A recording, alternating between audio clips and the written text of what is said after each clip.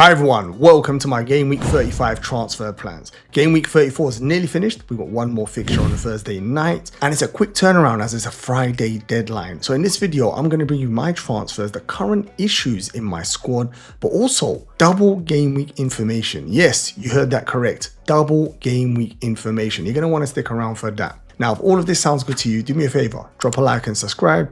Let's get straight into it. Before I talk about my potential transfers, I need to discuss this huge news, and that is double game week 36. Yes, it's not set in stone, it's a potential double game week. The accounts I follow who are masters at rescheduled games and postponed games are saying they might have a double game week in 36, and if that is the case, this is something we need to prepare for to try and gain the edge of other managers who might not be aware of this. The doubles would consist of Crystal Palace versus Spurs and Wolves, Aston Villa versus Bournemouth and Spurs, Spurs versus Crystal Palace and Aston Villa, Bournemouth versus Aston Villa and Manchester City, Wolves versus Brighton and Crystal Palace, and Manchester City versus Southampton and Bournemouth. As you can see, there's a couple of doubles there that are pretty good and we might want to attack them. Just of course, please bear in mind this is not being announced. Hopefully if the double is going to happen, we find out before game week 35 deadline. That would be incredible. Back to my game week 35 squad. I currently have one free transfer and 0.79 million in the bank. No injuries, but bear in mind there's one more fixture. So Milenkovic is playing against Brentford on Thursday night. Hopefully he doesn't get injured. So when you quickly look at the squad, you think everything's fine. Transfers this week should be easy, but it's not the case. I do have some problematic areas and I'm going to start with the first one, and that is my Arsenal players. And the reason for that is this PSG Champions League fixture. They're currently losing 1-0, which means the second leg next week, Arsenal have a lot to play for. And if they win that, they get into the final, which will be one of the biggest games in Arsenal's recent history. The issue is, in the Premier League, where I've got the triple up, they play Bournemouth at home. Now, what does Arteta do? Does he rest all of his players and play a B team and leave the players fresh, ready for PSG? Or can he even afford to do something like that, considering they dropped points against Crystal Palace, they've got Liverpool, Newcastle, so if they lose to Bournemouth, maybe the fixtures will be a bit tricky and it'll be a bit of a nervy ending to the season. So the point I'm getting at is, I'm not sure what they're going to do, and I'm getting a bit nervous about players like Saka and Saliba. Raya, you could argue, should be pretty locked in for minutes unless he decides to even rest him. So with the Arsenal boys, I'm not quite sure what I'm going to do yet. We're going to discuss them when I speak about my transfers later on. The second issue I have in this squad is the Crystal Palace triple up. Now, I had the Arsenal and Crystal Palace triple up ready to attack double game week 33. I didn't have to deal with them in game week 34 because I used my free hit. Now they're back in my squad. Now, what's the issue with Crystal Palace players? First and foremost, it's a difficult fixture. They're playing Nottingham Forest at home. So Nottingham Forest are not mugs, very good team, challenging for a Champions League spot. The second issue I have with Crystal Palace is the Premier League motivation. They don't really have much to play for in the Premier League. They've had an incredible achievement by reaching the FA Cup final, which is huge for the club. But does that make me think he's going to stop taking the Premier League seriously? Because we saw Glasner did rotate the team viciously in game week 33-34 in between those FA Cup games. On second hand, it's Nottingham Forest fixture. It's way too early for them to worry about the FA Cup final, but the fixture after that potentially could be an issue. So do I just start getting rid of some of them? Is the triple up a bit too heavy on Crystal Palace players? These are some of the thoughts that are going through my head, and potentially my transfers should be looking at these two areas here. I think the rest of the squad's in pretty good shape if you ask me. The Aston Villa boys, decent fixture. I'm happy to play them if needed.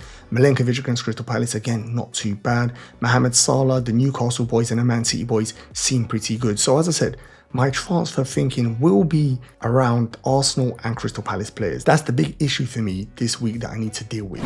Now let's have a look at my transfers and the potential moves I'm thinking about doing before game week 35 deadline. First and foremost, Saka is on the chopping block. I've not long ago bought him in, but this PSG fixture next week makes me think he's going to be rested against Bournemouth and might get just 35 minutes, maximum 45 minutes. You just need to look at what Arteta done with Saka's minutes since he's returned and in games around the Champions League. It's never easy selling a quality player like Saka, but someone like Mbeumo coming in is a perfect replacement.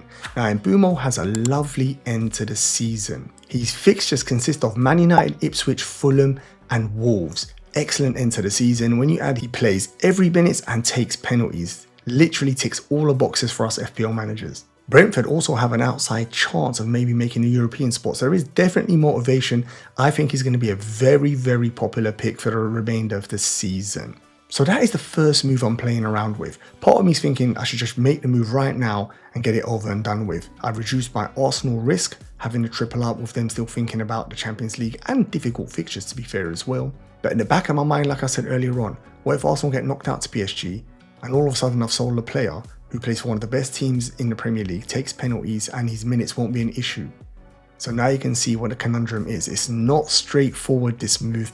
Part of me thinks to roll, but then I'm also thinking I'm not going to have Mbeumo against Man United, and Man United is another team who have tapped out in the Premier League and they put all their eggs in one basket, fully pushing for that European final. The second transfer I'm contemplating is Mateta to Wissa. Now, Mateta did score that goal against Arsenal. It was an incredible finish, but before then we were pretty frustrated over his performances recently in the doubles.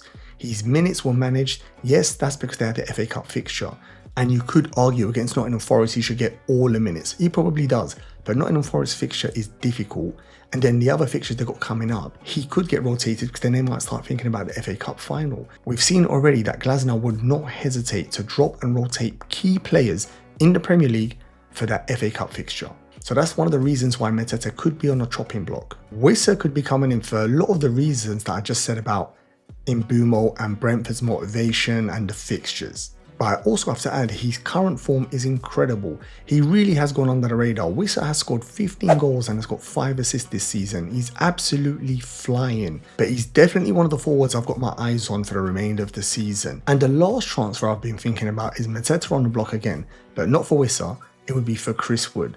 Now we know this guy, he's been a revelation this season. He's had a great season, and he's one of the main reasons why Nottingham Forest are flying so high. A ridiculous conversion rate. We never thought it would continue, but here we are, end of the season, and he's still scoring 1 in 2 chances. Second highest scoring striker in the FPL, and has an incredible end to the season with gorgeous fixtures in Crystal Palace, Leicester, West Ham and Chelsea. So you can see why I'm considering Chris Wood. Again, ticks all the boxes for us. So these are the transfers I'm considering. I'm not quite sure if I'm going to go ahead with it. I might just roll and take a gamble and play some of these players and see what happens next week with regards to more information, injuries and the potential doubles. Get in the comments and let me know what you think about my transfers. Should I just get rid of Saka and bring Mbeumo in? Do you think that's just an easy move? Get in the comments and let me know. This is how my team will be starting in game week 35 if I make that one free transfer. I've gone for the double Arsenal defense in Saliba and Raya. Now, I've just spoken earlier on about the risks of this move here because I'm not quite sure what Arteta is going to do in this fixture. The PSG game is around the corner. They're only losing 1-0. They're going to want to go full power for that fixture as a final of the Champions League awaits. But part of me thinks he cannot afford to drop more points in the Premier League with Arsenal still got Newcastle and Liverpool to play. They do not want a nervy ending to the Premier League. So at the moment, these two start. What I will say is I have 2 incredible subs waiting if I do get cold feet here. I could easily play Munoz, who plays Nottingham Forest. Yes, difficult fixture, but even if he concedes, Munoz minutes are there, but also has an outside chance of getting an attacking return as he's been outstanding this season. And I also have Konsa, who plays Fulham at home, which you could argue is a pretty good fixture, especially when you add Aston Villa are pushing really hard for the Champions League space. Milenkovic is currently starting, although he's playing Crystal Palace away, which may be not the best fixture. When you add Nottingham Forest are one of the best defences in the Premier League, conceding only 39 goals so far this season. Only 2 teams are ahead of them in regards to that stat, and that is Arsenal and Liverpool. Tells you how strong they are defensively. Vardy takes up the last spot in my back 3, and he plays Wolves at home, which is a good fixture. I need to add, Manchester City have recently turned it on. They're starting to step it up, finishing the season a bit better than how they started it, winning 4 games from their last 5 fixtures and keeping 3 clean sheets. So Vardy for me is an easy pick for this upcoming game week. Starting with my midfield 5, and the first player I'm going to discuss is my potential transfer in, and that's Mbeumo, the second highest scoring midfielder in FPL. Having a great season. It's a shame I lost out on that 18-pointer, but I really like him for the remaining fixtures, for the penalties and for the minutes like I discussed earlier on. Beside him is Jacob Murphy, who's having a great season at Newcastle. He's really locked down that right wing spot. A decent fixture against Brighton away, but what is frustrating regarding him, he's only going to play 65-60 minutes, which is quite frustrating, but they've got so much quality in that team now with Gordon back, the rotation is there. So maybe I should consider dropping him and playing someone like Mateta. That is another thought that's come to my mind, but currently Murphy gets the starting spots. Rodgers versus Fulham at home. I spoke to you earlier on regarding Aston Villa motivation, and that's big theme when I'm picking my starting 11 here. If I get a feeling a team's got nothing to play for, I might swerve their players. But if I think there's a team, they've got the hunger, they're playing, and Aston Villa tick that box going for the Champions League spot. So Rodgers gets a start. Now, I started him last game week where he blanked. The 3 game weeks before that, I benched him and he scored. Not quite sure how this one's going to go, but so far he's in contention to start this upcoming game week. Mohamed Salah versus Chelsea away. Liverpool, big congratulations to them winning the league so emphatically, so early when no one expected it. Great job by Arne Slot. Some of you might be thinking Mohamed Salah is going to be on the beach, Liverpool be on the beach. I think the complete opposite. We know Mohamed Salah is all about the individual accolades as well as winning the team awards like the Premier League. Now, he has 2 more records within sight. He needs 1 more assist to equal the Premier League record, which is 20 set by KDB and Thierry Henry. Salah needs just 2 goals to break the Andy Cole and Shearer record, which was set in a 42-game season. Now, that would be an achievement, and we all know Mohamed Salah will be going for that. He'll be telling Arne Slot, please play me, do not rotate me. So that's the reason he's in my team, and he's a potential captain as well. And the last player to make up my midfield is Eza. Now, he's had 3 returns from the last 5 games. Frustratingly, he would have had more, but for that silly penalty with that stupid run-up that he missed, yes, you can tell I'm still sour about that. But at the moment, I still think he has the penalties. He's a quality player. The fixture's not so easy, but when I look at the bench, I think he's probably the best of the rest. Up top, it almost picks itself. Isaac against Brighton away, you fancy him for a goal there. And Marmoush against Wolves at home. As I said, Manchester City look like they're turning a corner. They look like they're going to finish the season pretty strong and cement that Champions League spot and potentially win the FA Cup as well. Which in a season which is meant to be so hideous, it's not too bad, is it? And my bench is looking pretty strong. Obviously, I wildcarded not too long ago with bench boost in mind, so the squad is still pretty healthy. But Areola against Tottenham at home, Mateta, Munoz and Konsa. So there is a possibility I could move some of them around depending on the information I get from the press conferences or any breaking news regards the injuries. But as of recording this video, this is my starting 11. So get in the comments and let me know what you think of this team. I hope you enjoyed the video, but more importantly, I hope you found the video useful. Do me a favor, get in the comments and let me know what you're doing this game week. Transfer, rolling, using a chip.